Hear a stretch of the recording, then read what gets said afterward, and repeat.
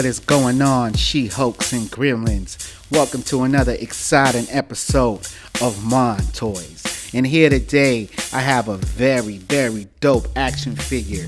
It is Razor Ramon, the man oozing with machismo, man. It's pretty crazy, man, because I remember as a kid watching Razor Ramon and really thinking this fool was Latino, Cuban, Hispanic, something of Latin descent, dude. And then when I figured out that he was a white dude, I would not register it in my mind. I did not believe it.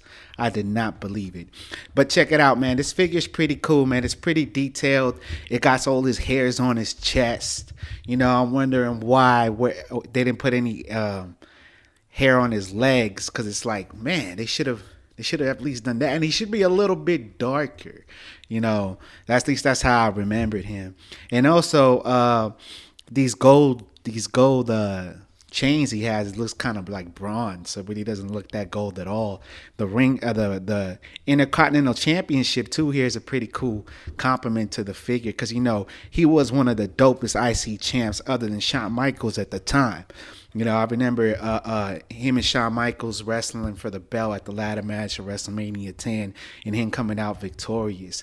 But this figure right here comes from the Defining Moments line. You know, they pretty much kept the packaging the same since they put that line out. You know, and this is when he made his first debut. I think this is when he helped Ric Flair become WWE champion or WWF champion for you heads out there.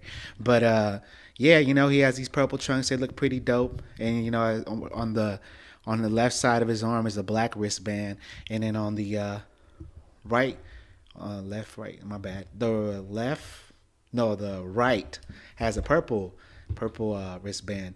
And then on the back you can see that it says Razor Ramon on his jacket. It's pretty tight, you know, and I just noticed it now that it's in the form of a razor. Oh Jesus, man. And on the back of his trunks, you know, of course you got the razor symbols and stuff, so it's pretty dope. It's pretty awesome. And I like how they have the little hair coming down on his head. You know, it looks like a little snake about to eat him in his face or whatever.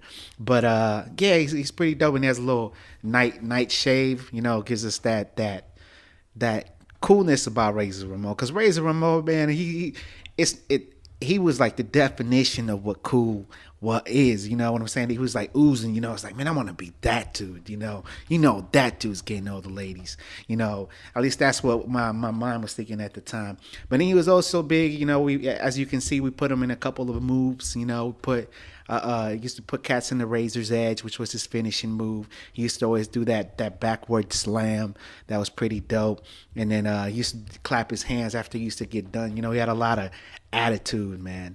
And then he bounced to WCW, and it kind of all went away. But yeah, man, I recommend anybody get this figure. Of course, it has many points of articulation. I don't need to go into detail about that, but I do wish that his fingers would point more. You know, like it had pivots on his thumb, so we can make him point at themselves. You know, when he does that thing in the middle of the ring where he like jumps up and down and keeps pointing his thumbs at himself, you know, as his introduction, and the fireworks behind him. Man, so many dope memories. At least he kept that when he went to WCW. But yeah, go ahead and get this figure. It'd be dope to your collection. This is the first figure I have with the Intercontinental belt. Of course, I have Mr. Perfect, but I don't think I'm gonna open that because it's just too perfect. But go ahead and get Razor Ramon Scott Hall. This shirt, by the way, beats the old Scott Hall that was with the Outsiders that I have. That was made by Toy Biz back in '97. Believe it or not, I still have it. But go ahead and get this figure. If you like Steve Austin, you can get him too.